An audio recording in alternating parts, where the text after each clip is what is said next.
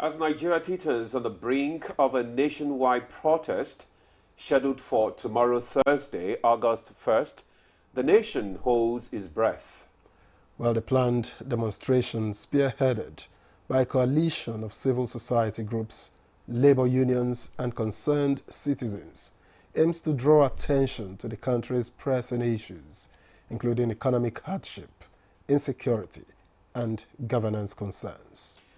The Center for the Promotion of Private Enterprise has warned that the August 1st, 2024 protest could inflict an estimated daily loss of 400 billion naira to the economy if not properly managed.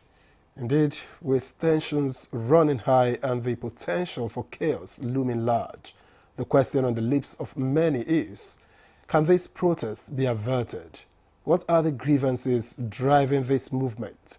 And can the government address them in good time to prevent a nationwide shutdown? This is the focus of Good Morning Nigeria today as we delve into the complexities surrounding the proposed protest. We'll examine the demands of the protesters, the government's response, and the implications for Nigeria's stability and progress. Welcome to the program. I am Ademola Adoye. And that's not the only focus for today. We also have another topic, which is gender-responsive governance, in the second part of the program. I am Victor, so let me also welcome you to today's program. We are reaching you on the network service of the NTA. Soon enough, Chukwudi Okoli-Ubaja will join us for the newspaper review, but that will be after highlights of the news with Dennis Adegunloye. Good morning, Dennis. Good morning, Victor and Ademola. Good morning, Nigeria. Here is the morning news. Vice President Kashim Shettima has solicited the support of Nigerians for the actualization of the programs and policies of President Bola Ahmed Tinubu's administration, insisting that the president means well for all Nigerians. He stated this when he received representatives of media practitioners from the northern part of the country on a courtesy visit at the presidential villa. The vice president spoke on the planned nationwide protest, acknowledging that the rights of citizens to protest, noting, however, that it has its own demerits that are not pleasant. A religious nation, and we have to see to the coloration of all tendencies. He loves the North. He is working for the North. Inspector General of Police Kayode Egbetukun had a meeting with Departments of State Services and heads of other paramilitary agencies, has reiterated the commitments of the force to protecting peaceful protesters during the planned protest. In those places where police stations were burnt down, women could no longer come out once it is 7 p.m. because they get raped on the streets. That is not the experience we want again. So we are doing everything possible to make sure that we stop any violent protest in Nigeria at this time. And in view of the security implications of the proposed nationwide protest, the Minister of Defense, Mohammed Badar Abubakar, has appealed to Nigerians to shelve the protest and embrace dialogue. The minister made the appeal while addressing journalists at the Ship House in Abuja, noting that past protests resulted in security breaches and mass destruction of public property. From experience, most of mass protests usually end up in chaos and violence, and that is what we are trying to avoid. The President has been only 1 year in office, and he has done wonderfully well over this period. In line with the federal government's resolve to revive the steel industry, the Senate has opened an investigation into the current state of the Ajaokuta Steel Company. At the commencement of the hearing, the legislators raised questions over the 4.2 billion naira appropriated to the company for personnel costs for what they called unverified workers in the 2024 budget. Somebody must be paying the salaries. How do you fund them? And under what heading? We also have to look at the share, sales and purchase agreements between the federal government of Nigeria and Global Infrastructure Nigeria Limited and Global Steel Holdings Limited. Also investigate the extent of the compliance and performance of GINL in line with the terms of concession agreement. President Bola Tinubu has directed security agencies to work in synergy against kidnapping and other security challenges across the country. The National Security Advisor, Nuhu Ribadu, re-echoed this while receiving rescued kidnapped victims in Abuja.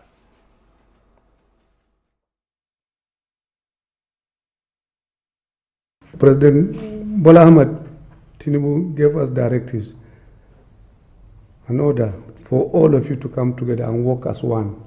We are seeing the benefit of it, and we are working. Things have improved greatly. Government of Bola Ahmed Tinubu is working. Well, those are the highlights of the news at this time. Good morning, Nigeria continues with Ademola and Victor. After this break, please don't go away. In a land of peace and harmony, we cherish our freedom and unity. But around the world, we've seen how protests can spiral into chaos. What starts as a peaceful protest can sometimes end in anarchy, tearing communities apart. My advice to these young people is please do not take us back to those harrowing days. So those who experience it will run away from it. Let's learn from these experiences. Let's value dialogue over destruction. Together, we can build a brighter future. Let's choose unity. Let's choose peace. Join us in the Peaceful Future Initiative, because together we can make a difference.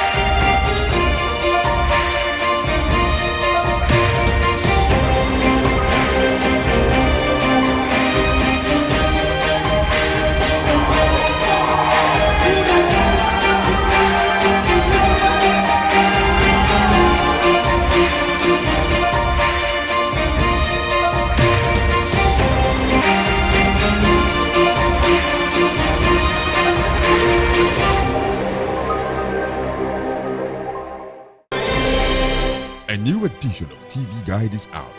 This time, we got up close and personal with the transformational legislator, the Deputy President of the Senate, distinguished Senator Barrel Jibrin. It created a difference in terms of representation through interventions that have brought an unprecedented infrastructural development to my area. This edition is a compendium of mind-blowing stories for your reading pleasure, ranging from technology, entertainment, economy, media, politics, family, and lots more. It is indeed a park of excitement as we take you through every aspect of life. Pick up your copy and get abreast with issues and trending features within our space. TV Guide, very incisive, very educative and compelling. Grab a copy at the vendor near you or any NTA station nationwide. TV Guide, your indispensable companion. The Council of Our Fathers. I will urge and advise our younger generation to use talent and brain to sort out problems, not arms. Nigerian youths, let's build our nation together.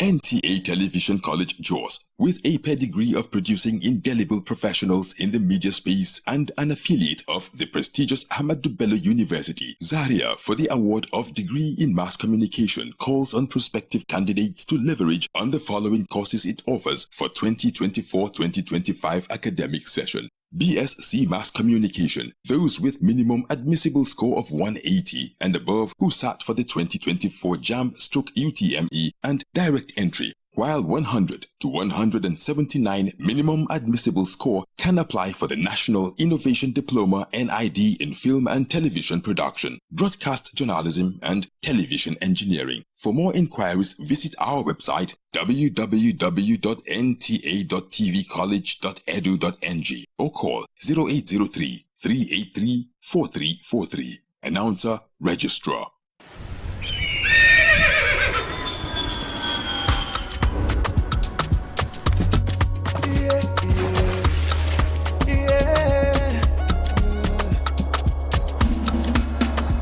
From the Atlantic across the savannah to the Sahara, we rise, the land of the free, we know the time. We dream great, our spirit is undying. Resilient, rooted like palm tree, we swear in color, with undying demand. We make solutions, we ignite passion, yeah. Ethnicity is unique, we are more than the solution. We are Nigeria, strength in unity, we know they carry love. We are Nigeria, together live the dream of a land with great destiny. We are Nigeria. I am the real Nigerian. Brought to you by the National Orientation Agency, NOA.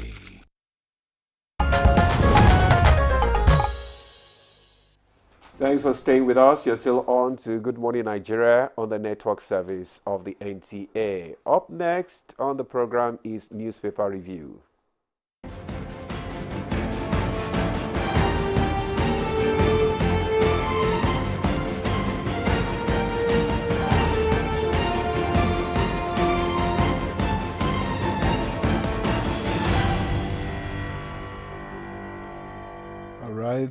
Time for newspaper review with Chooks the boy, Chukwudi Okolubaja. Hello, seated Victor. And scribbling away. I am grateful to Providence that you remembered Chooks the boy. I've not heard it for some time, and I was getting a bit sullen about it. Hello, welcome back, live boy, live man, live boyhood to the likes of. But you are the boy. Demola, you're welcome back. Thank you, Chooks. Good to see you again. Good to see you too. You're a gentleman. I wish I could be like you. Oh, no, just be yourself. All right, let's begin with the blueprint, which under just above the nameplate. MTN shuts down offices nationwide over SIM blocking outrage. That story is on page 21. And then 4.2 billion naira personnel cost for Ajaokuta still shocks Senate. Okay, everybody's in shock. And finally, on the front page of the blueprint, some speaks. Egypt peeps Spain to reach men's football quarterfinals. And our Super Eagles, our Flying Eagles are missing from there. And let's go to the leadership then. I think I'm done with the blueprint. Crisis in Senate as Ndume refuses office relocation. That story is just above the nameplate of the leadership newspapers. And beside it, on page 21, I am willing to work with Wike if. To get details of that, find it on page 21. It's according to Senator Kingibe. And the major headline here reads, 24 hours to go. Regional leaders reject planned hunger protest. That's on page 4 with 4 riders. 9 Niger Delta states back out. FG declares prisons red zones. Conveners reject IGP's confined protest proposal. 4,200 policemen deployed in Abuja. And then there's this other story just above the major one. Obaibena Amuka, others seek monetization of media intellectual property. That story is on page 7. Well, I think I should leave it just here. Quite a number of other little stories here and there, but let me leave it here. Okay, Victor, thank you. Let me just, I have the Nigerian Tribune, and above the nameplate, we have the 80,000 applications received for 110 billion youth investment fund in 72 hours, federal government. That story can be found on page 3. Federal government suspends import duties, taxes on essential food items. Details can be found on page 6 and below the nameplate, which is the main headline, planned hardship protest. Federal government declares prisons red zones.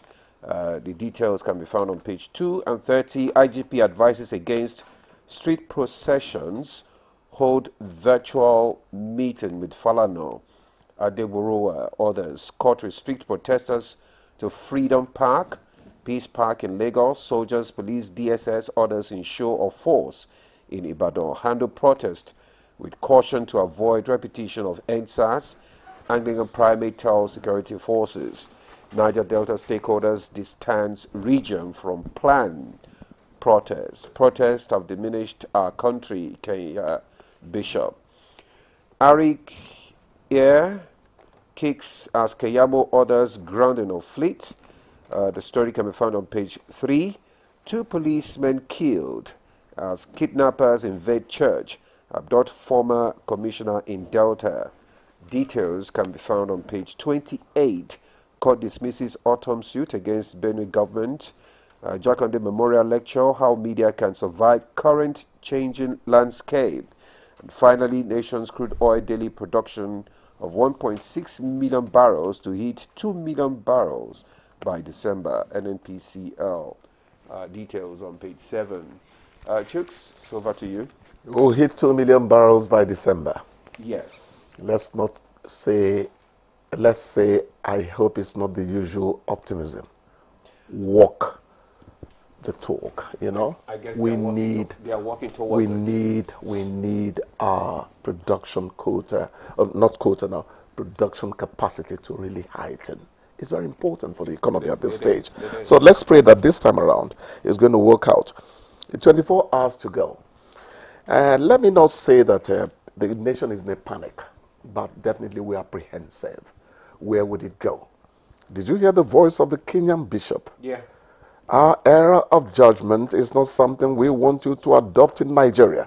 Be careful. And that has been the message here. I said yesterday that I am happy so far. The government has handled the situation to the best of its ability. No jackboots, no intimidation and all that. The Minister of Information, the President, they have said, we are not against people's right to protest. It is how it goes that matters. We just said now, one of you just read, prisons are a red zone. Yeah. Because we know that from the past, we know that people use the opportunity to go free people who have been in detention. There's something on Boko Haram might use the opportunity to infiltrate and all that. So these are things that they agitated. And the person accounting to the people all have to bear in mind, as long as they call themselves Nigerians, we have to be strict about these things. Nobody's against anybody protesting. I kept on praising this attitude of people are free. Section 40 is quite, It's a constitutional right. Exactly. And the government is just appealing. But how do we always handle protests? What level of maturity, morality have we been bringing into it? The Venezuelans are saying, no, Nicolas Maduro, nobody voted for you. 73% of the vote went to your opponent. You didn't win. But since he took over from Hugo Chavez, almost many decades ago now, he has stuck to power. But the point I'm making is we have not heard yet that Venezuelans are breaking up things. So they have matured a bit. We have not got to where they are. So it's about how much we have matured in terms of handling protests, gentlemen. You're right. That's the crux of the matter. Yeah. And that is what everybody is appealing to the protesters, to just be cautious. Yes. And know how to handle, especially the miscreants that may want to hijack the protest. That is just the fear of everyone now. But I think so far they are listing venues. That's easier to manage. If you have to go to Eagle Square, for instance, go to the Alausa Park, just stay at designated places, you know, and not you're roaming. I like your That's easier to manage. I like your elitist geophysics. I like your location of protests in the metropolitan centers. But what do you have for Maraba boys? Look, Victor, Nigeria is essentially a rural setting. This chasing after the super trooper lights of the city does not work all the time. What's going to happen in those areas that cannot go to Eagle Square, that are not even interested in going to Eagle Square? They're interested more in your smartphone. Wow. Victor. That will happen and that anyway. is why government is trying to avert there's no way you can predict what will happen. Please, I didn't say Maraba boys are thieves. But you just said. I just used them as a hinterland example. You've got to own it. Victor, you cannot rope me in. You've got to own it. I'm a villager, I'm a rural man, so I cannot. You cannot totally speak for everybody. You can only speak for yourself. Exactly. You know, that's just the thing. Yes. We just hope and pray that. Well, I lost 2 phones there when I was in Jaws. You said it again. Maraba. Okay. And now let's go. The federal government suspend import duties, taxes on essential food items. I think it's part of the measures taken by government, you know, to reduce the tension and also to make food available and at you know, affordable prices for the populace. One of the demands of the protesters that the high cost of food and all that. And I think government is taking every necessary steps, you know, to assent to all their requests.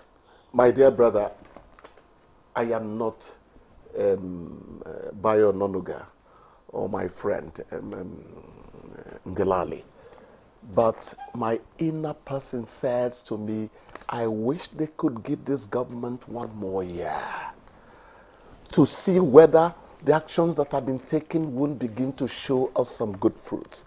I am talking from inside me, but that's personal opinion. Government has done a few things. I'm not saying this because we're on NTA, we're on air or whatever.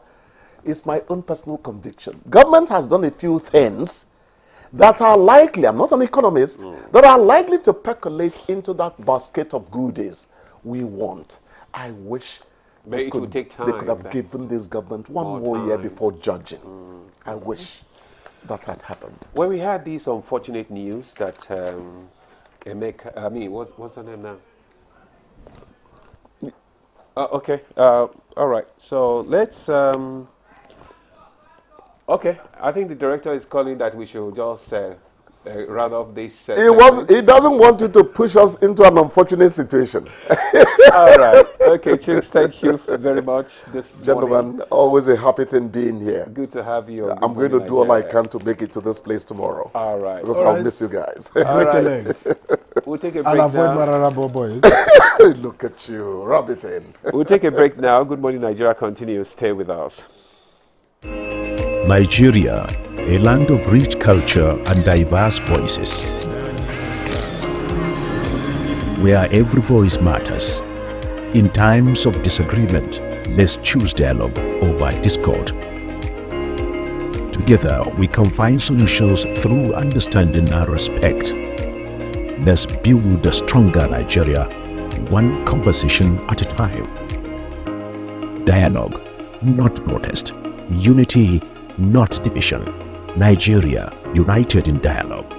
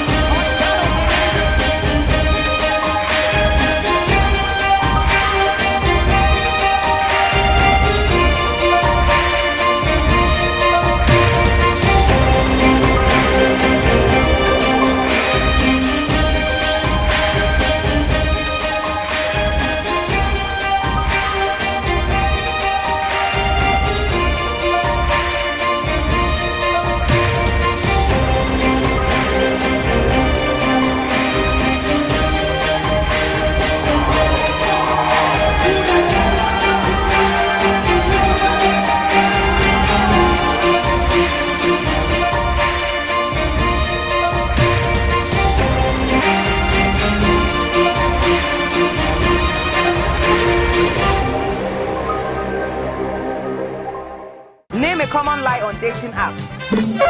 I love you. Physical attributes. Gender. My age.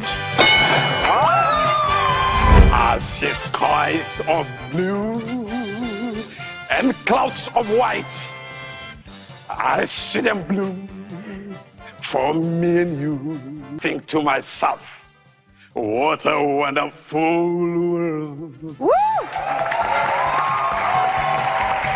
Name somewhere you'd rather be on New Year's Eve. With friends. Partying at a concert. Family house.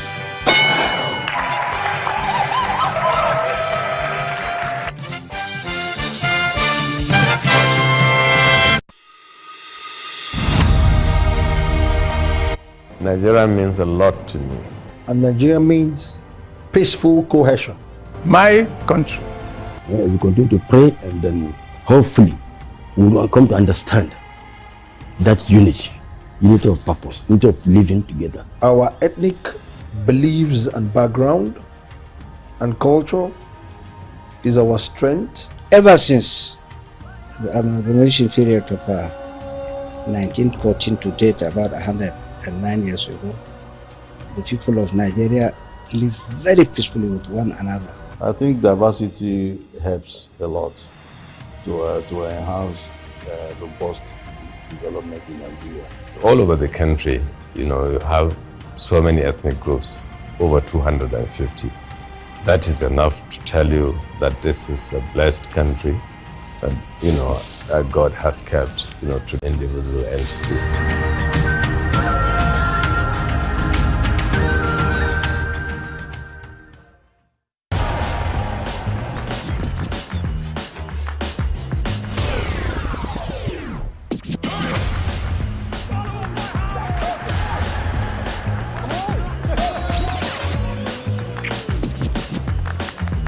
Join body with your football buddy, GoTV, for correct goals and action. Ha! Sharply reconnect on top GoTV Max with 7,200 naira to touchlight La Liga, Serie A, Europa, and select Premier League games live on top Super Sport. GoTV, love it. All right, thanks for staying with us on Good Morning Nigeria. And to get our discussion on planned protests call for caution going, let's take this background report by Joseph Otsen. The atmosphere has been tense in the last few weeks across Nigeria. Behind it is the planned 10 days nationwide protest scheduled to begin on Thursday, August 1st. The proposed protest that has not shown its face, but is largely driven by people on social media to draw attention to issues of governance. However, security reports are warning of plans by mischief makers to hijack the demonstration to cause chaos in the country for selfish reasons. We issue a stern warning to clandestine groups plotting to destabilize the country and hoodlums seeking to exploit protests for their criminal agendas. We will not tolerate the killing of innocent citizens, destruction of public infrastructure and private property.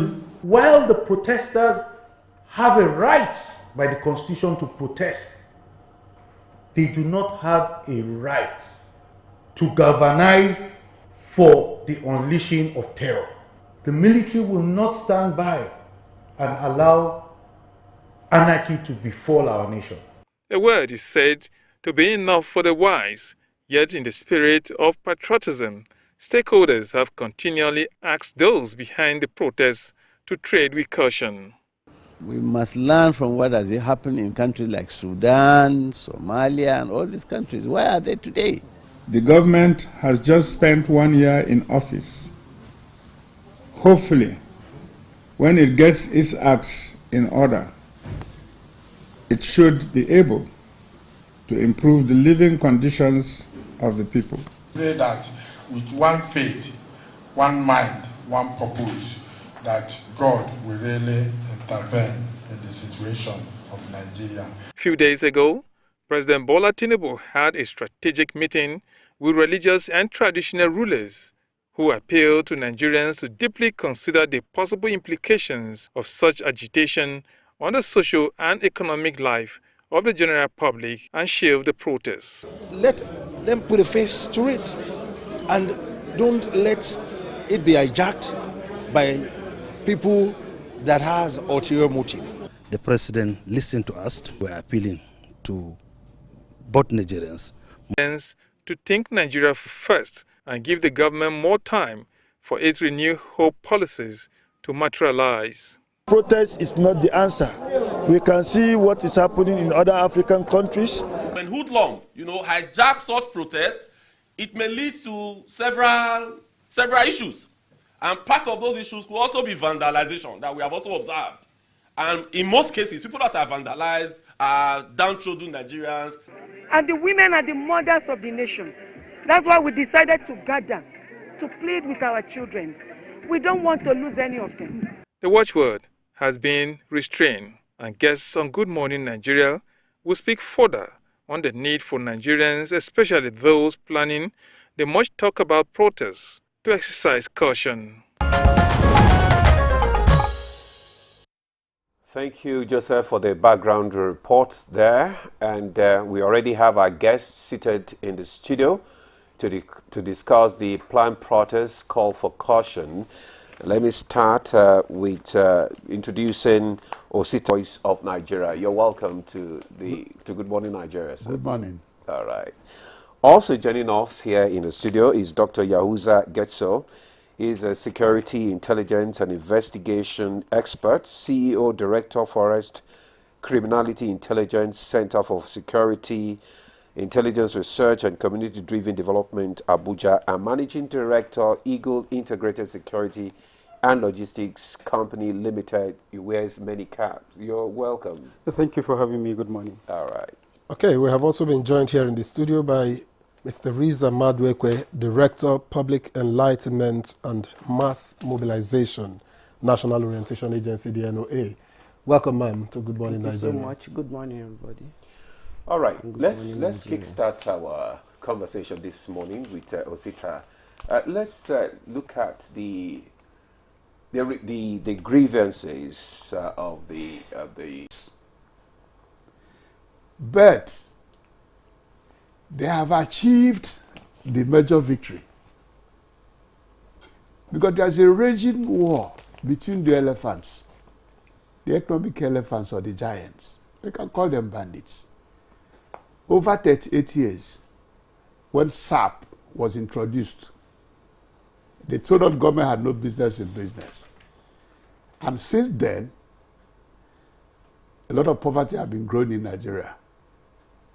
And when we came to 2023 presidential election, the major presidential candidates agreed on what is called the overturn window, that there should be removal of subsidy. None of them said no, even Labour. That is accepted position. Now, what they have achieved in few days is that battle between the giant elephants, where Dangote cried out that my refinery, one of the biggest in the world, is not getting crude. Mr. President said, please, get out 450,000 metric barrels, give to Dangote and other refineries. And as of today, the one we know is Dangote. Dangote couldn't have come into the scene if the NNPC has succeeded. We have 4 refineries. I remember a meeting with President Buhari who said, what are we doing to repair the refinery? He brought the chart of how much he spent. None of them has started. So those who are denying Dangote the refinery, Mr. President has broken the towel. And it's as a result of this agitation. So for me, they have achieved a lot. If I'm in their position, the next turn is to set up a committee to monitor how it is utilized. Whether it will achieve the intendment. Because one of the goals is that when you are on the right hand, you are selling crude. On the left hand, you are importing refined petroleum products. You're almost empty. Now we're going to save the cost of freight, insurance, of importation, if we rely on Dangote and the local refineries. And that will meet up with their first demand, that we should return back to price. Now I understand as well that Mr. President said it should be sold to Dangote in Naira, which to a greater extent will make the price to be lower. If it's not low, in the next 3 months, the agitators should regroup and query Dangote, the NNPC, and all those refineries. I say, why are we still on the high side? But if we hit the street now, in a battle we lost in 38 years ago, you will only be hitting the polity. And most of these other big people in Nigeria, their kids are abroad. It's me and you that our kids are here. The shop owners, they are not. They are corporate people. So I agree with the agitation that there is hunger. But Mr. President had made the first leg. And that leg should be monitored. What are they doing with 450,000 metric tons, barrels of our crude oil? Are we benefiting from it? If we are not, if they come to the street next time, I will be part of it. Thank you. So what about other grievances? Would you say the other grievances are justifiable? Well, yes, of course. If you take the case of security challenges, for which many people are talking about, which I think Nigerians should deserve to be congratulated, because it is agitation that made the president to start the process of peace building. Why do I say so?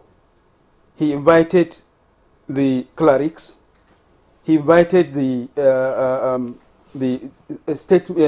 elder statesmen, and he started consultation and also advocated for all the governors and everybody at all levels to go for dialogue. And he opened up the door for listening. You know, when you are talking on the peace process, when you have interest on the issues, that is the time when you open door and say, please, have a seat. Let me give you a water. With smiles. And then, what do you need? What are your grievances? The scholars have mentioned very clear, even at the background report mentioned, the clerics have delivered the message of Nigerians and Mr. President have promised. And we can see it very clear. Because I made analysis in the last 72 hours. I have been making follow-up with all the areas where we have security challenges. And it has been testified that in comparison with what happened last year, many of the farmlands that have not been able to be cultivated, nowadays is being cultivated. I want to tell you that there is no single political ward in the whole northwestern part of the country and north central part of the country that bandits have been able to deny or to prevent farmers from cultivating in the entire one political ward. And if anybody have it, should challenge me at any other fora. All the political wards. In some communities in Sabonbini, Isa, Shinkafi, Zurmi, and many other places where people are being scared, more than 20, 30 communities have gone back. They have resumed back themselves, not because of the presence of the military or whatever.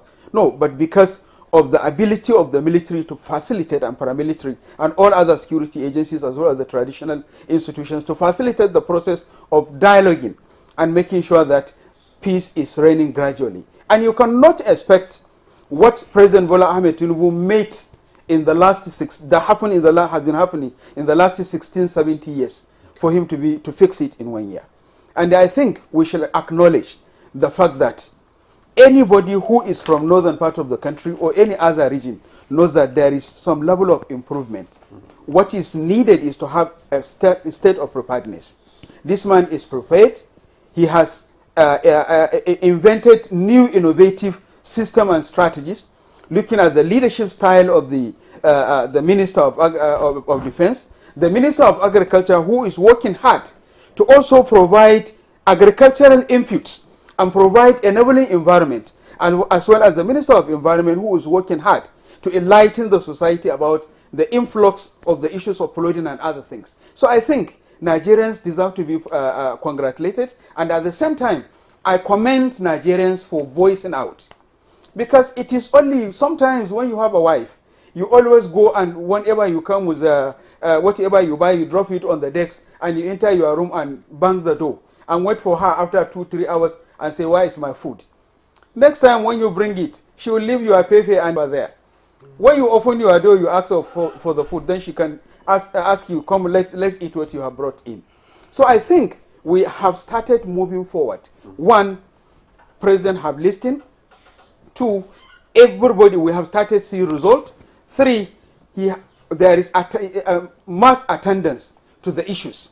Governors are working hard, and there is synergy between the security agencies, much more than what we have experienced before in the years that we left during the former presidents and other times. So I think opening his own door and opening his own ear to listen and allowing each and every Nigerians. Let me tell you one thing. Many of comments made by President Bola Ahmed Tinubu will tell you that this man, how much time is he having to even go through the social media? Because some of the things that he has been responding is based on the agitations and submissions by this younger generation, future generation, or through the social media. So if your president have time to go through the social media, look at the Twitter, look at the Facebook, look at the Instagram, read the TikTok, even if it is someone that has been dedicated to be briefing him, how many times, if it is you managing your own house and also observing the social media and even striking what your children and your wife is doing in your own house, talk less of somebody who is responding to issues from south-south, from northwest, from northeast, from north central, and everywhere. So I think we Nigerians need to be very, very careful. I have intelligence reports, which I shared with many security agents. The fact that some people have even preempted youth, some group of youth, to go and steal bags of rice, and they made a price of it. So which means they are pushing you to go and break law and order. And I'm sure, as IGP and other security agents have been mentioning, you need to be careful. And up till now, we don't know who is really the mobilizer. We don't know who is really the co-leader of facilitating this agitation. We are not saying that you shouldn't complain, because making those complaints and agitations is what will make the leaders to sit down, to sit to their responsibility, and also revisit many other things. President have approved the review of the salary of 270. He has assented it.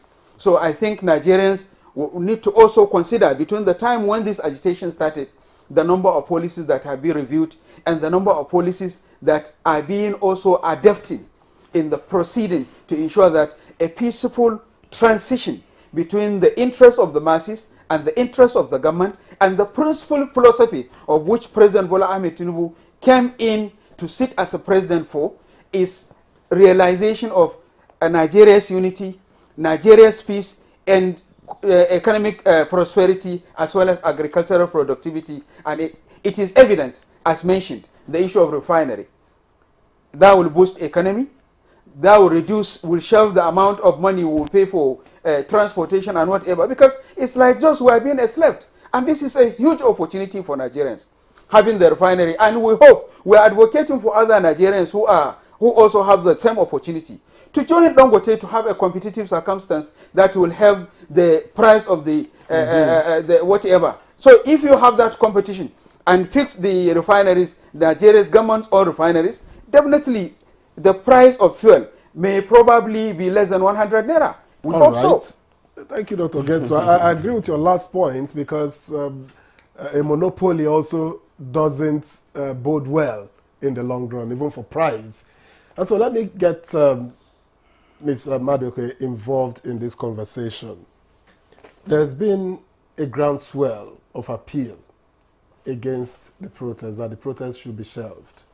Only yesterday, just the Primate of the Church of Nigeria, Anglican Communion, was saying, look, there is a constitutional right to protest, but the conditions are not right for a protest. And then he went ahead to say, oh, if you indeed decide not to listen and go ahead, he made prescriptions, what should be done to ensure that there is no crisis. So what do you think, if the protest indeed goes ahead, how should the protesters conduct themselves? How should government respond? How should security agencies respond? What's your expectation? Okay, thank you so very much. Good morning, everybody. Good morning, Nigerians, once again. Yes, my brother has spoken extensively about issue of our rights of being a protester. If we choose that word today, if you must protest, make sure it is peaceful. And how do you do that? Speaking to one another that we are not for destruction, vandalization of our infrastructure, the places you are passing, you don't attack anybody. The issues you are, that is the issue for you.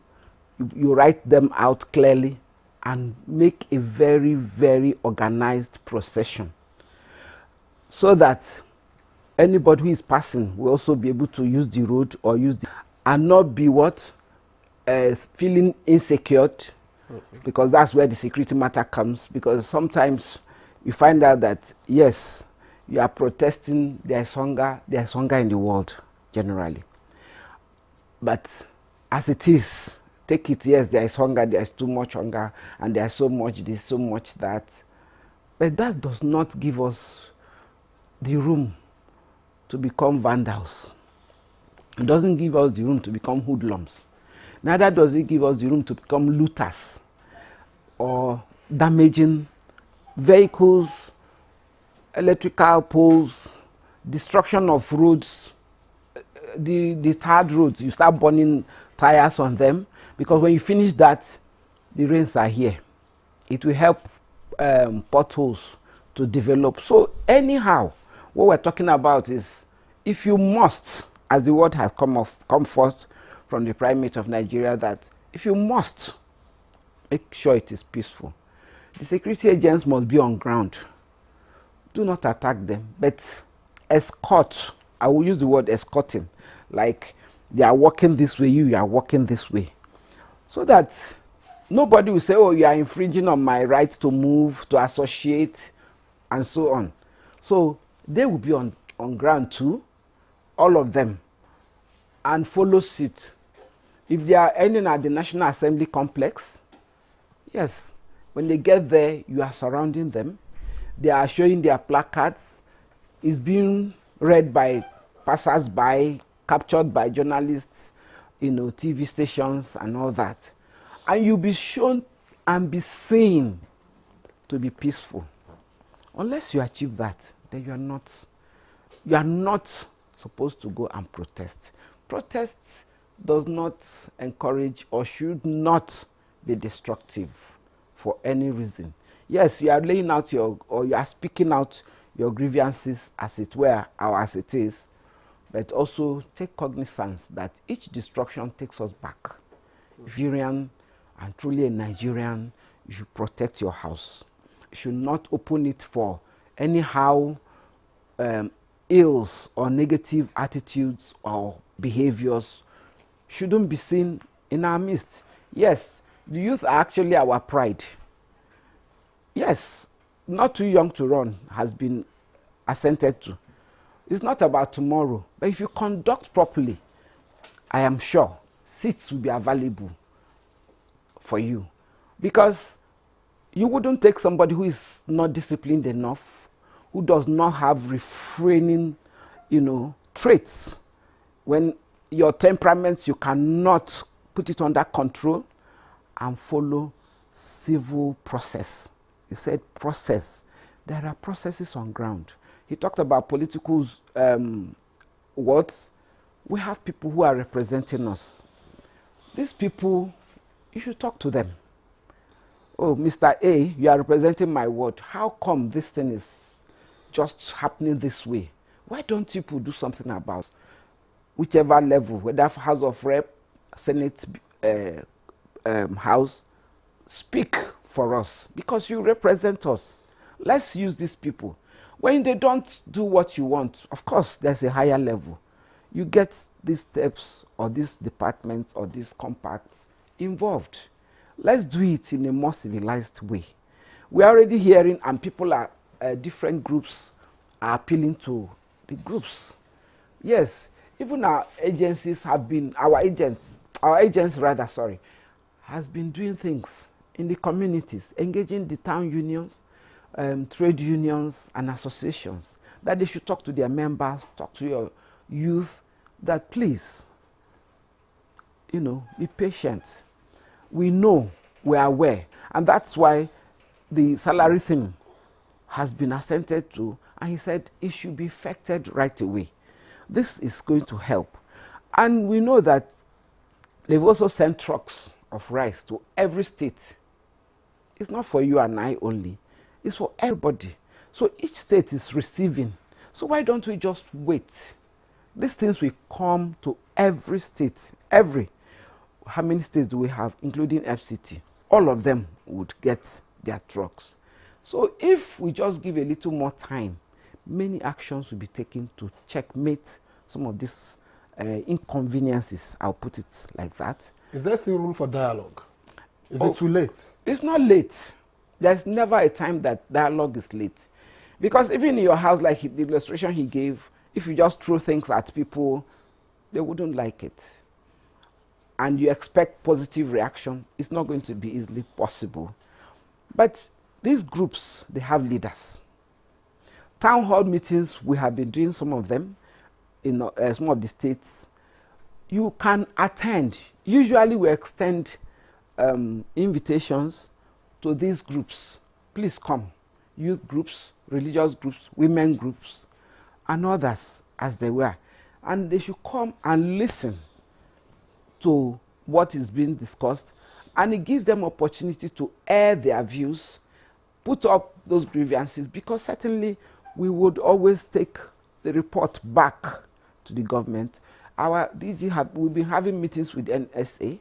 So all these things, the feelers are back. They know. They come back to them. So certainly the dialogue can continue. Okay. And should actually. The dialogue can continue. Thank you, Teresa, for your contribution there. Let's come to Osita now. We know that government has engaged several groups of people in dialogue and negotiations, you know, concerning these protests in order to avert the protests. Do you think the people behind these protests are still like faceless for now? That's what government is saying. And what else do you think government can do? No, I think what government can do,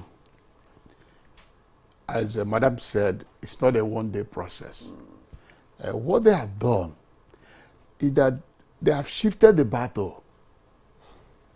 For 32 times, the price of petroleum have been adjusted. And each time is on the increase. From less than 1 trillion to about 3 trillion per annum, which are denied other social infrastructure and fiscal infrastructure money, and which have led us to big debts that we're owing today. So the battle today is that with these 450,000 barrels brought to the local refineries, the battle has shifted. If I'm leading one of the groups, I will advocate that today we'll have to work on adjustment for the first time in over 25 years, downside. Now you are getting crude in Naira. You are getting it without transport shipment. We need price adjustment. You shift the battle. Because it's the same refining, as I said, foreign refining, that denied us workers. The way you are importing from Senegal or from Malta, you are empowering the people in Malta. You are not empowering Nigerians. But today they have shifted the base. Let us say the Dangote, Paracord refinery, Edo refinery, there are other small refineries. If you pump in the crude to them, the next agitation should be, gentlemen who are managing this, the price should come down. Because the shipment is no more there. On the government side, what are you doing with the money saved? Had it improved our social conditions? If it has not, if you go for agitation, it will make a lot of sense to some of us. But as of today, the advisory, when I looked into the bouquet of their demands, They just said reduce price to a pre-existing price. I said it's not a magic. Democracy is not a revolution.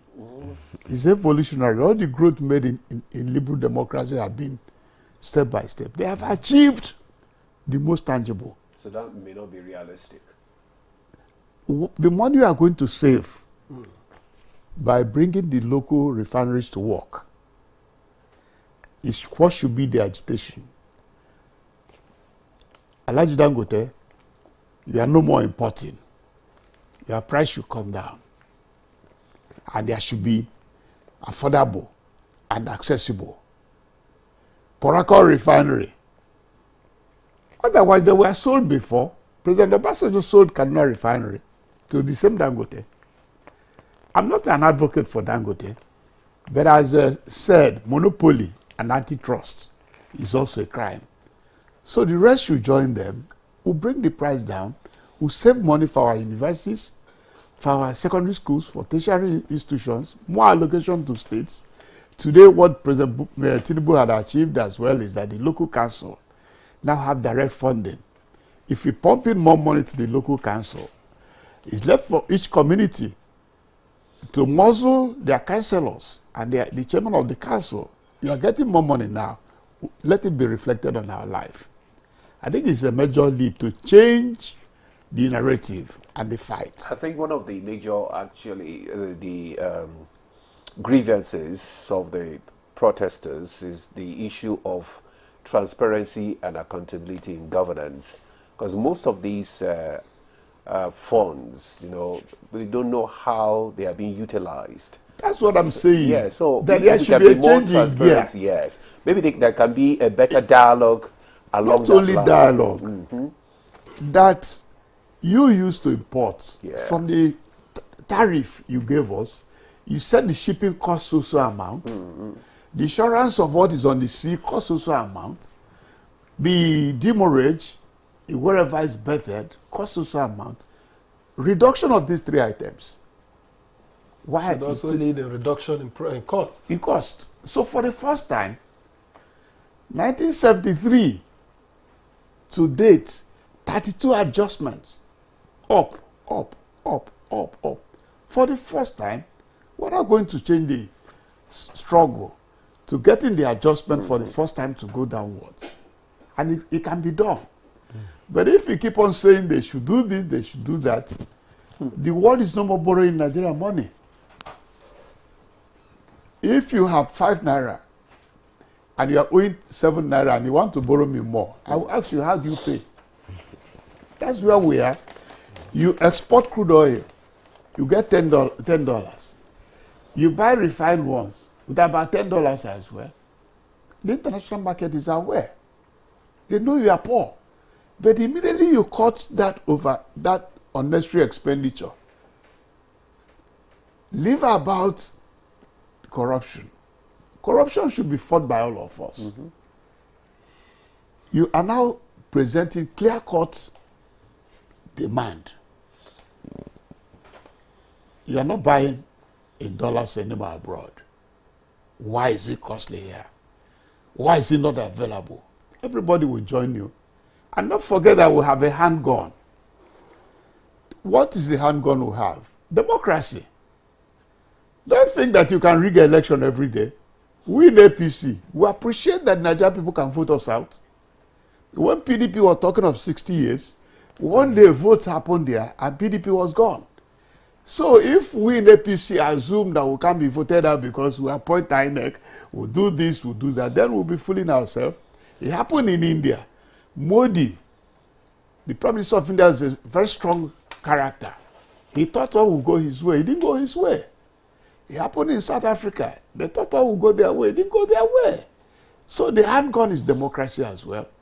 If you pull down the roof, you are not giving room for democracy. I think this is the time for the agitators to join the opposition to say APC must go. If we don't make the tangible change, you get us go. Who told you we can't go? You go to Kano and rig an election. You come to Enugu and rig an election. You go to Oyo State and rig an election. How? How would you do that? If the Oyo people are angry, you can't rig an election in Oyo. If Enugu people are angry, you can't rig an election in Enugu. If Kano is angry, you can't rig an election. Let's say, Malam, we gave you 4 years.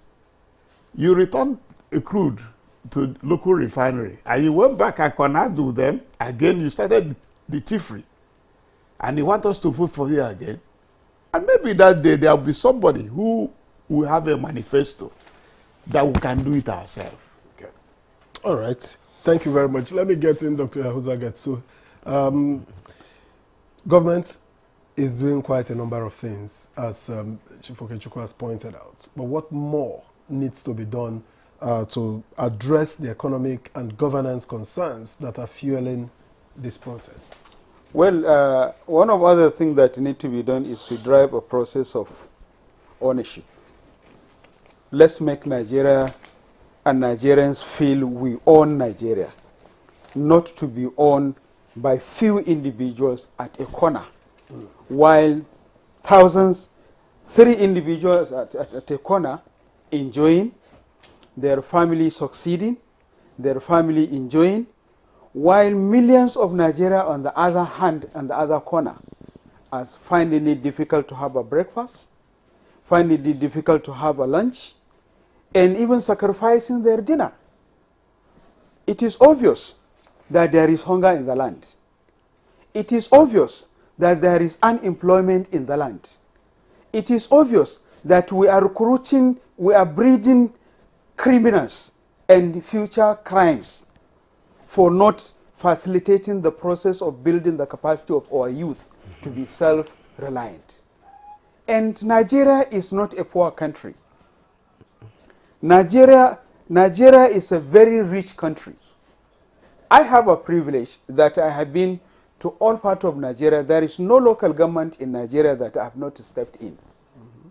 And there is no political ward or polling unit, 19 northern states and many parts of the south that I have not been to.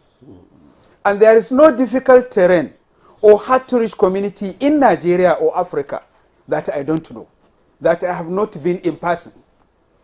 So I know there are abundant natural and human as well as capital resources available for each and every. I can reach. I may be rich, you may be poor, she may be rich. So all of us cannot be rich. We are not equal. Just look at how we are created. My only problem is that when you pointed poor, it was me you pointed to. Well, but when I say ownership, when I say let's own Nigeria, I didn't point. I say all of you, all of us. So we all own it. What government need to do is, one, to drive the process of sensitizing, educating, enlightening Nigerian community on how to own Nigeria. How do we own Nigeria? I keep repeating it. Own your polling unit. Own the contenders of APC, PDP, AFGA, Labour Party, NNPP, and make sure that you really own them. Don't allow them to own themselves. One of the critical thinking and one of the critical challenges is the fact that we allow somebody to be the leader of APC at a polling unit, to be the leader of NNPP, the Labour Party, and PDP, to decide for himself. Why can't we come together and decide for ourselves? When you collect a spaghetti, you collect a stipend. You say you put a leaves on your head and say you are for sale. And you collected a little money that you cannot feed you for the next, cannot give you the dinner and breakfast. Then you are deceiving yourself. But when you own the process, let's have ownership. Let's drive the process towards ownership. Let's drive the process towards implementing the process of the policy itself and making sure that it's community-driven, it's Nigerian-driven, Nigerians own, and Nigerians sustain, and Nigerians implemented. I know, like mentioned, yes, of course, we have the influences of IMF and World Bank and other policies. I have worked with international communities for 27 years, and I know their development objectives are always against our own strategic objectives. And they even decide and determine how our intellectualism works and what will be the determining factor of our progress. But at the same time, we say we are enlightened. How can you come and say that you want to fight the president? You want to destroy what your grandparent and your parent established. You want to boggle shops and steal rice, and not only answers. Law and order in this instance. I think it has been balanced. I must commend the Chief of Defense Staff and his working allies, that is Chief of Army Staff, Chief of Air Staff and the rest. And I must also at the same time commend the National Security Advisor and the Inspector General of Police for taking their time. I'm sure from hours of the morning, from the 1 a.m. to this hour, several times there were repeats of dialogue, and guidance.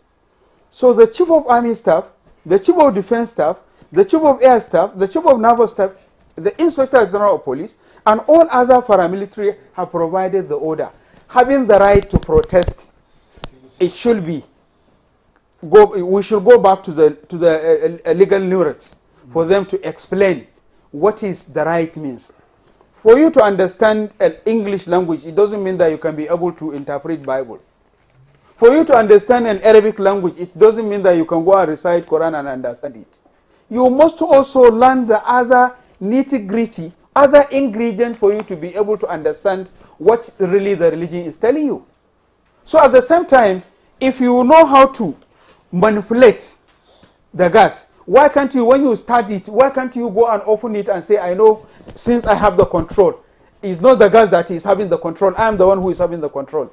When you flog on the fire, go back and remove the head and expect your food to be cooked. So it's very simple. We already have a balance. The security agencies have passed the message. The elder statesmen have passed the message. The government itself have passed the message.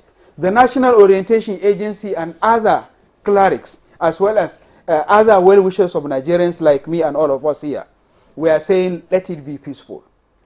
And be mindful of making sure that you didn't break law and order.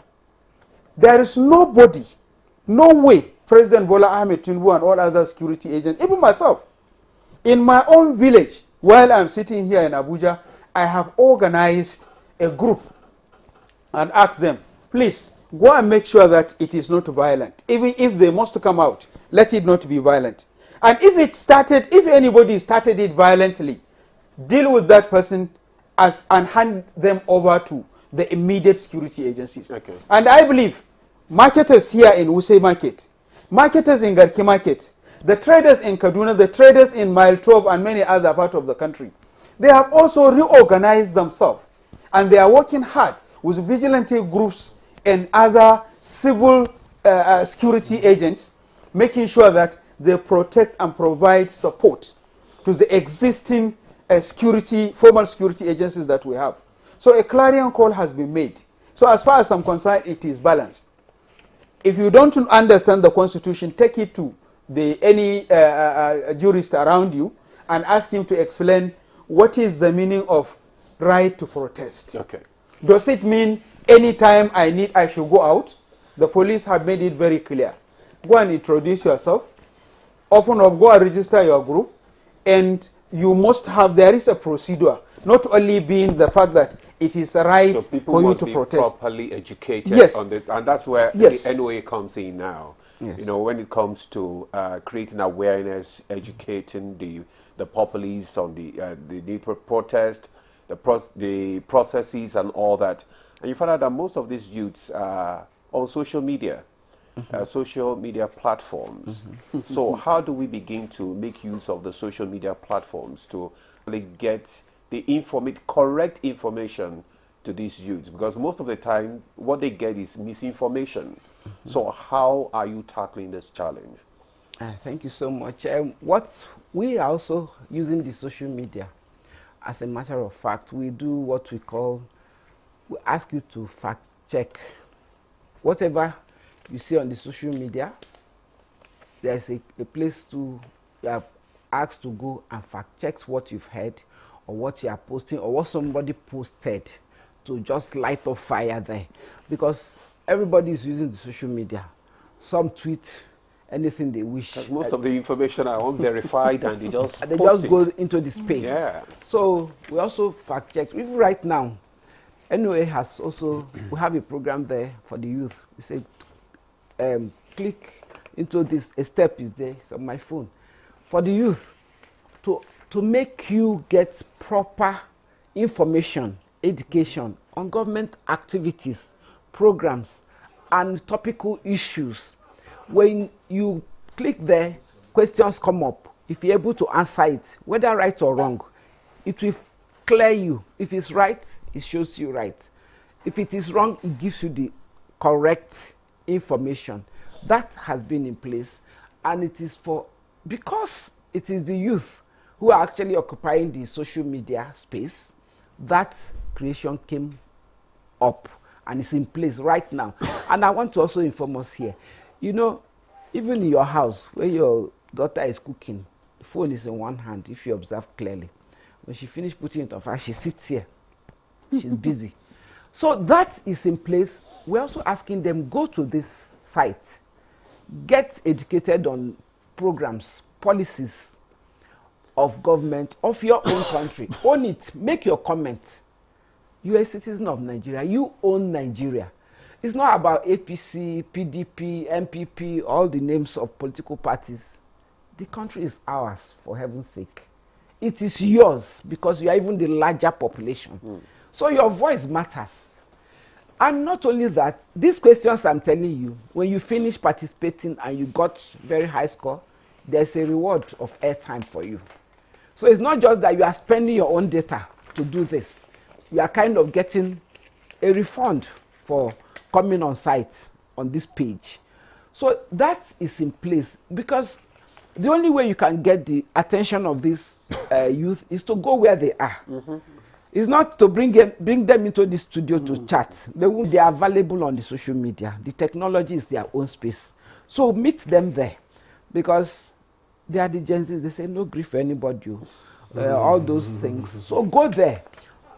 Dialogue with them on their own page. Let them stay there and talk back to you. And they will get better information and correct one. Because there are so many things on the social media, misinforming, misleading, disinforming. You know, some people just post some mischief out there, and some of them follow it. All right. And tell you that is that. So NOA is doing that, and then in the community too, we engage them face to face for those who want to attend. The traditional leaders will also engage and tell them, please talk to your youth. Do the needful. It's not only to come to Abuja and pledge allegiance and stuff. Time yes, this please. Particular topic. Thank so let me quickly get back to Dr. Chifotito. He's not a chief. Now, a lot has been said, regardless of what happens tomorrow, whether the protest goes on or the protest does not go on. What are the potential consequences of inaction on the side of the part of government, or failure to address the concerns going forward?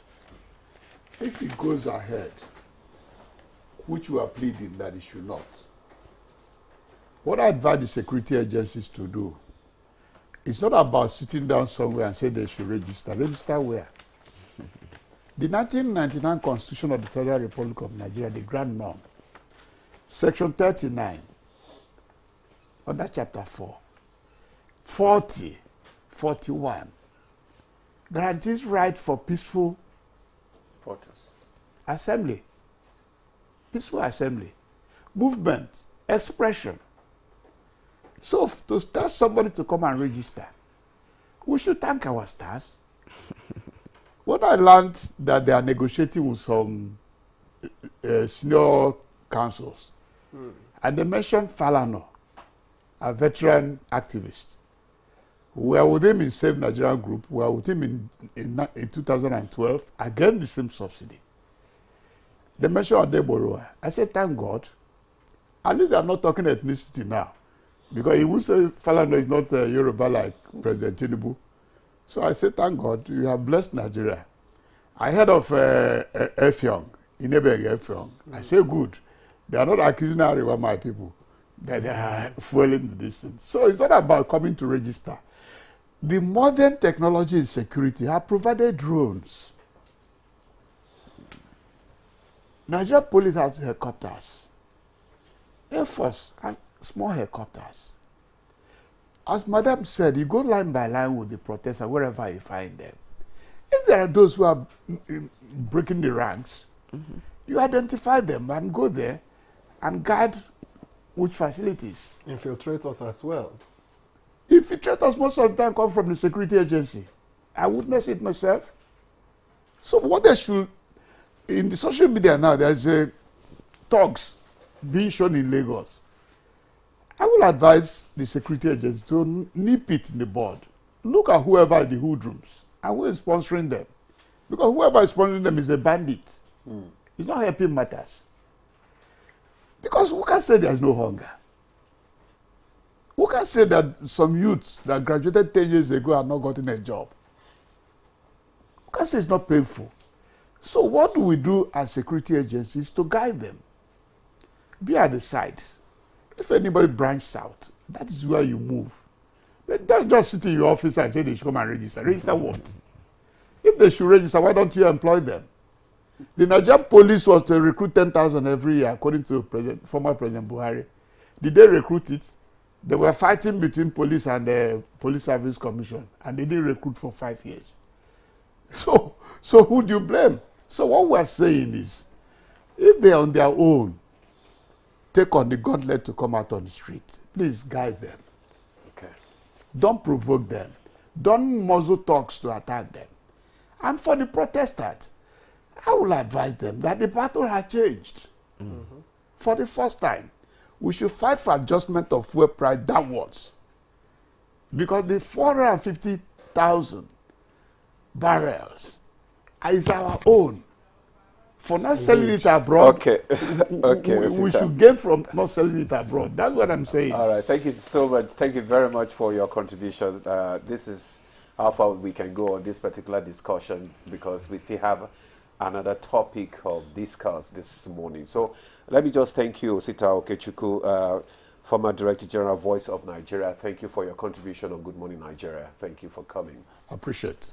Also, Dr. Getso, Yahuza Getso, security intelligence and investigation expert, who wears many caps. We want to thank you so much also for your thoughts this morning. Thank you for having me. And also Theresa Madweke, the Director of Public Enlightenment and Mass Mobilization National Orientation Agency, NOA. Thanks for coming on Good Morning Nigeria. My pleasure always. Thank you so much. All right. Okay, viewers, we'll take a break now. The conversation continues. The second conversation continues when we return. Stay with us.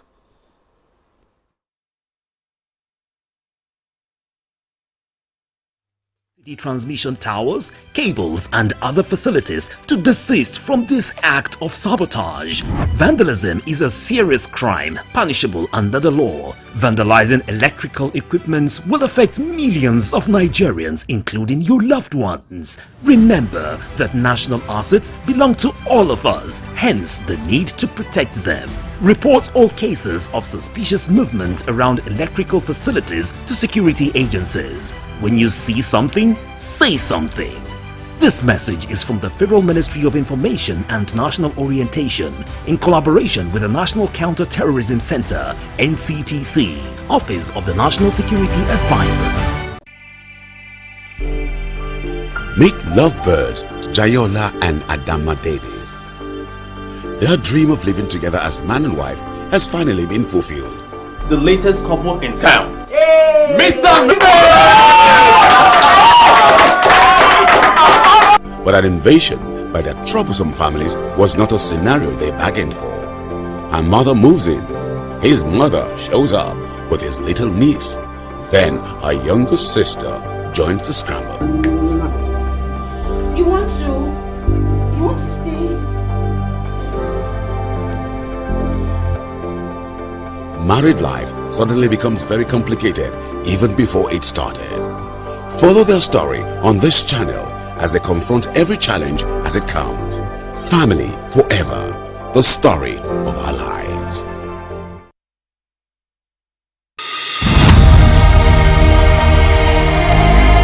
You have to move from the point where you protect and defend your religion to a point where you also recognize the rights of the other person, of the other religion, and protect it.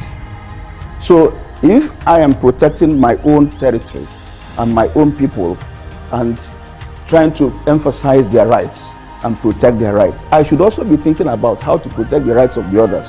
Both Islam and Christianity recognize and defer to God, and both recognize the temporariness of the life of this world, and that ultimately we all go back to God for the day of reckoning, when everybody will render an account of his life on this temporary abode.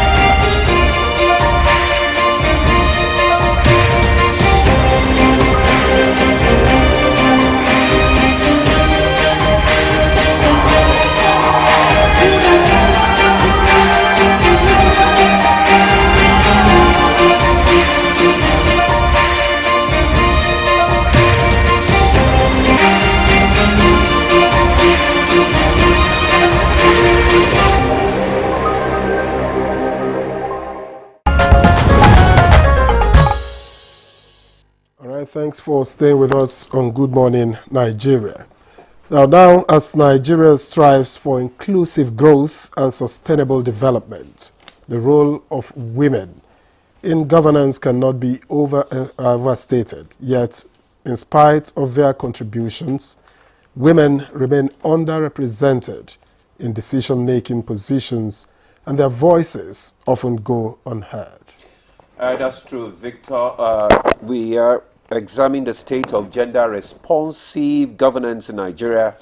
From the policies to the practices, we will also explore the successes, the challenges, opportunities for advancing gender equality in our nation's governance. And to discuss this issue with us, we have in the studio our guest already seated. Let me welcome Asmao Benziz Leo. She is the gender and development expert. Asmao, you're welcome to Good Morning Nigeria. Thank you. Good morning, viewer, and it's my pleasure to be here. And we have also been joined here in the studio by Dr. Rekia Momo Abaji, retired civil servant. It's a pleasure to welcome you to Good Morning Nigeria. Thank you very much. Good morning, Nigerians.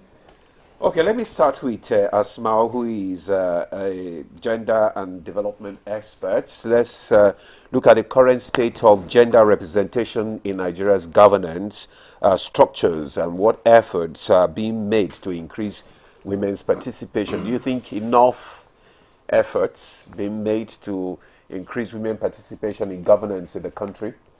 Thank you so much for this question. I really expected that to be asked. So I can say that not much has been done, truly, honestly, not much has been done. In fact, we see a decline, drastic decline in terms of women representation, especially in the parliament. 2011, it was higher. 2015, it came down. 2023, we saw how it became. Nigeria is one of the lowest in Africa and even one of the lowest in the world, with the statistics of just 3.62 representation of women. And remember, demographically, Nigerian women represent percent of the population. That is almost close to 100 million in Nigeria, which is the size of a country or 2 or 3 countries merged together somewhere in the world. So we are not doing justice to Nigerian women. And if you look at capacity and the contribution of these women to governance, you will see that women are contributing a lot. But when it comes to us having the space to be in the boardroom, to be in decision making, that is where we are missing. So I think this is the time, there's no better time than now for Nigerians to begin to have this conversation, to discuss that we cannot continue to silence, or rather, marginalize more than half or close to half of our population if we truly and sincerely want to be amongst the top 20 economies in the world. So what do you think is responsible for the low representation? It's basically patriarchy, cultural stereotypes, and equally the money politics that we find ourselves. Politics is expensive. And for the fact that you're a woman, they will not say they will give you power on a platter of gold. So women also have to be prepared economically to contest, because no man will want to give it to you just because you're a woman. We have to compete favorably and take our position as women and then compete with them and ultimately get that position. Parents are not also helping matters. From childhood, a girl is taught not to aspire to be a leader. They see leadership as an exclusive right of men, which is not true. Anybody can be a leader. Everybody is a born leader, depending on the trajectory on how you develop yourself to be a leader. So, and sometimes you will bear me witness, Nigerian men, that we have had exceptional women leaders in this country that globally they can compete with anybody. Women such as our present World Trade Organization, Ngozi Okonjo-Iweala. We've had women presently, Deputy Secretary General of the United Nations, Amina Mohammed, to mention so many women. Even myself and Dr. Rekia sitting here, we can just be in any position, I tell you the truth. Even as a president, have we had any better president than I? No. If you make me a president today, I think I will bring in some perspective that can move Nigeria forward. But there lies the problem. Nobody held the president by the hand and said, come and be president. And let me ask Dr. Momo. You see, women, I don't think, have been held back in any particular way. And I say this because, for instance, there is a Ministry of Women Affairs. There is none for the men. There is a Ministry of Women Affairs and the agencies under it for women. When you have the NUJ, the Nigerian Union of Journalists that we belong to, you have NAWAJ. Men didn't set it up for women. They set it up themselves. And there are instances on and on that we can give. And so I would rather ask, why are women not winning elections? Because I don't think there's any law that stops women from aspiring. And even when they aspire, most times, some parties give them free tickets. Some reduce the cost of it. This is support. Why are women not winning elections? The numbers are there. Women have the numbers. I don't think it's because somebody says, no, you can't be. Dr. Small wants us to take a woman by the hand and say, we are going to sit down there. That's no, I didn't say I'm not that. Sure. If you remember, I'm not sure that's what we are going to do. That's not really the idea, that you take them by the hand. Exactly. The idea is that there isn't a level playing ground. For instance, why you have women, why you have NAWAJ, why you have Ministry of Women Affairs, it's on the assumption that women already stand at a disadvantage. The men have been on the seat for too long, and they are so comfortable being there that they are not willing to make spaces for new entrants. That is the reason why efforts are being made in Nigeria and around the world to create a level playing ground, to create a situation where there will be no hurdles placed in the way of women. You know, the way we look at the role of women in Nigeria is Nigerian women are a resource that is untapped. And if anyone is suffering, the country is suffering. The people are suffering because you have left 50%, in most cases, sometimes over 50% of your population just lying there. It's like a man who wants to lift a heavy load, and you just tie one hand behind yourself and begin to use one hand to move the load. You will note that that is a very difficult situation to be in. So what we are saying is that the way politics is played in Nigeria a lot of lip service is played to politics in Nigeria. For instance, even the fact of giving giving women free tickets becomes a disadvantage when they get onto the field. That's when you have, you know, party juggernauts telling women, oh, after all, you didn't even pay anything for this ticket. Why don't you step down for this person? Women are the ones who are always asked to step down because the playing ground is not okay. It's not level for everyone. The current, the current Minister of Women Affairs was an aspirant. She was a presidential aspirant. Yeah. She didn't get that. She opted. Nobody pressured her to step down. Today she's Minister of Women Affairs. Can't we, can't we play at that level? Aim for it. We can play at any level. The point we are making is that it doesn't even have to be at a situation where you will step down. You know, she stepped down for good reasons. Willingly. Willingly. She must have calculated the environment. Other people are stepping down. And she probably also would have looked at... The thing about politics is that you should also be in a position to assess where you are going to win. And if you are not going to win, you can bargain. You can bargain with people. Maybe what she did was bargaining for that position. And I expect that it's smart. And I expect that she will continue to move from there and aspire for other positions. But what we want to frown against is, look, we have Nigerian women who are competent.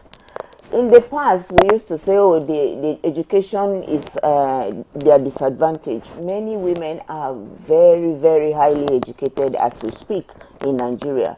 And we are thinking that the country, the people at the helm of affairs should engage these resources that we have so that we are using all our resources instead of piling up one half unused. Would you say, let me just stay with you, would you say they are cultural, because of our cultural background has really contributed immensely to this, low representation of women in governance? How can we tackle this? You see, we have been discussing this cultural background for a long time, and we are all quite aware of it. In fact, like my sister Asma said, women are also responsible for some of these things in the way we bring up our children. For instance, the boy knows that, he must be part of a team.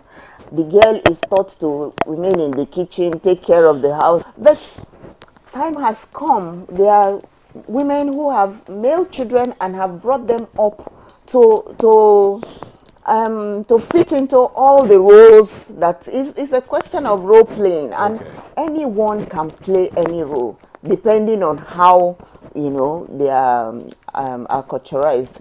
As it is, women now know, all of us, we now know that by the way we bring up our girls and our boys, we put our girls at a disadvantage. And so women like Asma and I are consciously making amends to tell our girl children that they are part of the game. They can be part of the game. They are qualified. They are equipped to be part of the game. And that is where we should head, even in our policies. Okay. All right. As well, what can be done? Okay, go ahead. What more can be done to ensure that women become, better positioned, or at least, if not at par, but become better positioned? What can men in particular do? Depending on the context you're looking at. But let me restrict myself to politics. Politically, we need political mentoring.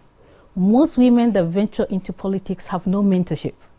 Some of them just came in because a father or a godfather or somebody that has been within the political terrain held your hand and said, okay, I will sponsor you, just take a ticket, or I will buy the form for you, just go and contest. You don't win politics like this. Let us look at developed countries. The women that are in politics today or ruling the world, how did they emerge? They didn't emerge from the blues. They were trained, they were mentored, they have the capacity, they have everything it takes to be there. That is why we always have women being targeted when they get to, we have a lot of cases, I don't want to mention names, that eventually when you become either elected or appointed in positions, you are targeted as a woman because the capacity to even remain is one thing for you to emerge and is one thing to remain maintain and be sustained in a political position. There are many dynamics. And these dynamics are, like Hajia Rekia said, for ages, women have been in this game, men have been in this game. So women, you are just coming into this space. There are certain things you need to look out for. And there are certain informations, capacity that you need to acquire. It's just like going to school. In primary school, what you will know, in secondary school, what you will know, is different from being a graduate. So this is how Nigerian women are evolving to be where we are. We've been silenced, we've been marginalized for a very long time. And now that we are where we are, Nigerian women don't want to take no for an answer. I tell you the truth. We want to be there. We just don't want to be seen. We want to also be heard. We want to make our input. We want to be there when decisions, especially decisions affecting our lives as women, decisions affecting the lives of our family, even decisions affecting the life of the nation. If we happen to be much in population, then we also need to contribute to the betterment of this country. And so we think we bring a better perspective in governance. Believe you me, a woman in the house advises a man better.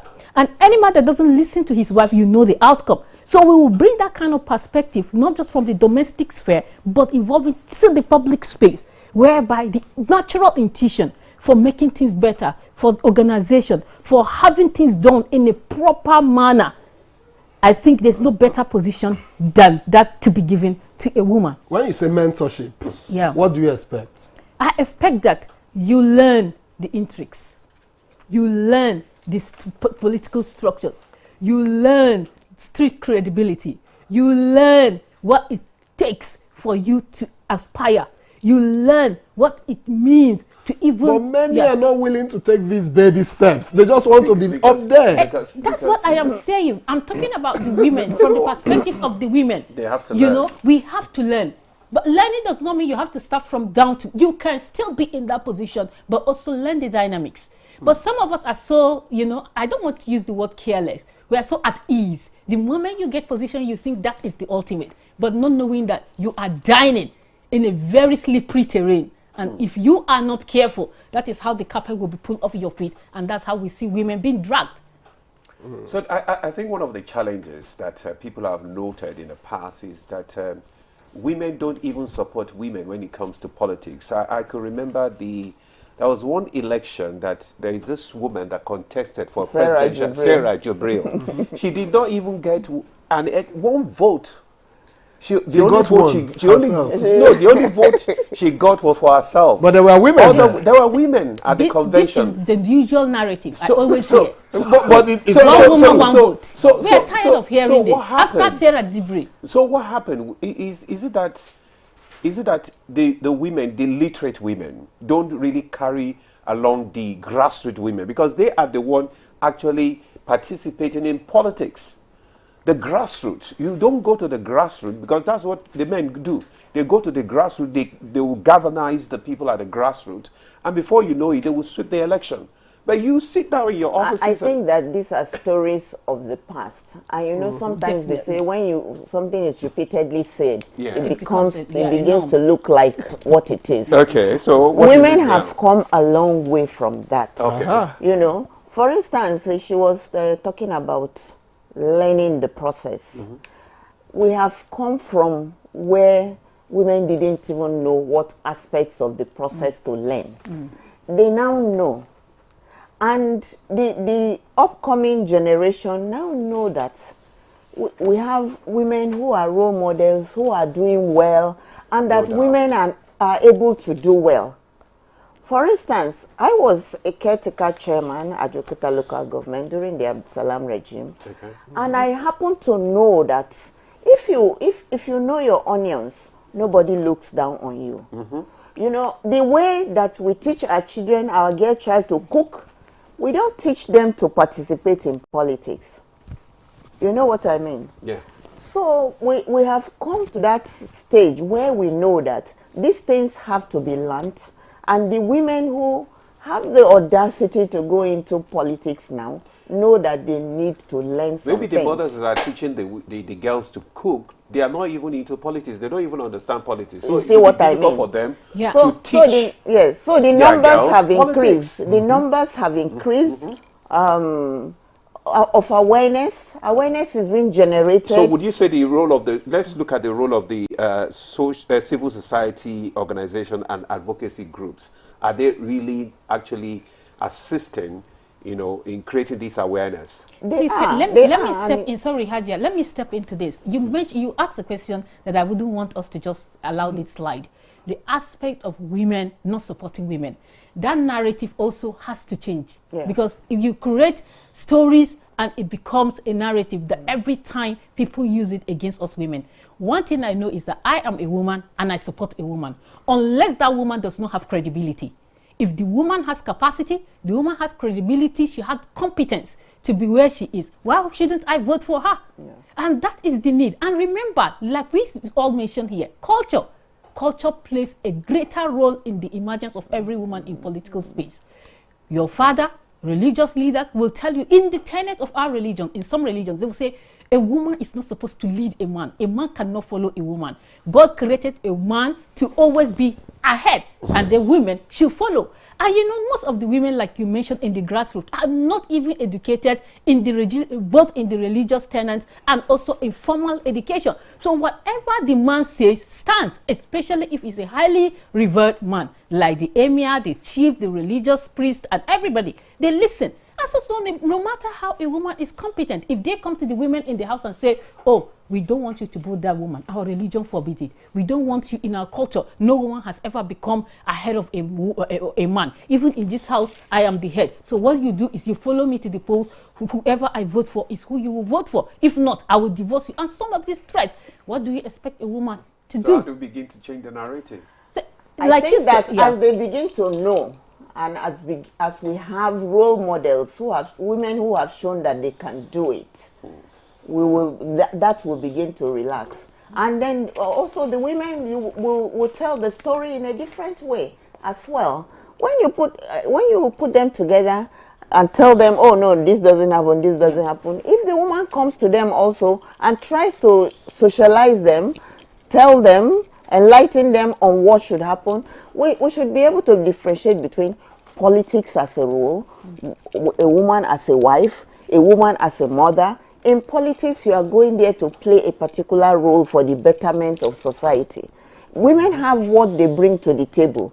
For instance, a house where the woman is literate of some sort, you will expect that the children will even fare better in their schoolwork. They will fare better in their livelihood because they will get... They have a role model, then they get examples, then they get teachings as to how the world should move. And so the narrative will not continue to stay. People are being sensitized to know that that is not how it should be. But yes, coming to the civil society contribution. Sorry, I'm not cutting you. It's very important because I belong to that constituency. Okay, and so a lot has to be done. And, you know, even for the level of awareness to where we are today, the civil society plays a huge role from the military regime to where we are today. I know a lot of women that have fought for this to happen.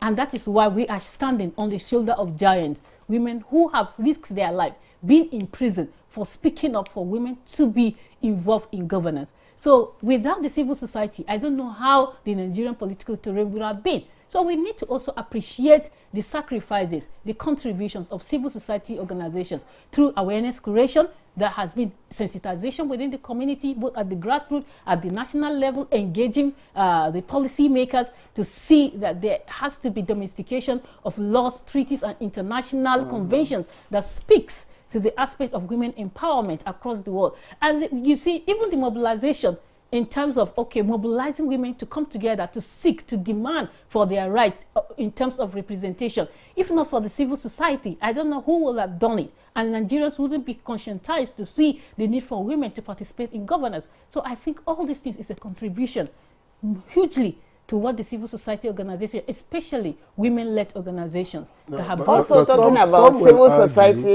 civil society organizations in 2022 about leaders of about nine non-governmental organizations challenged the 35% affirmative action in the High Court.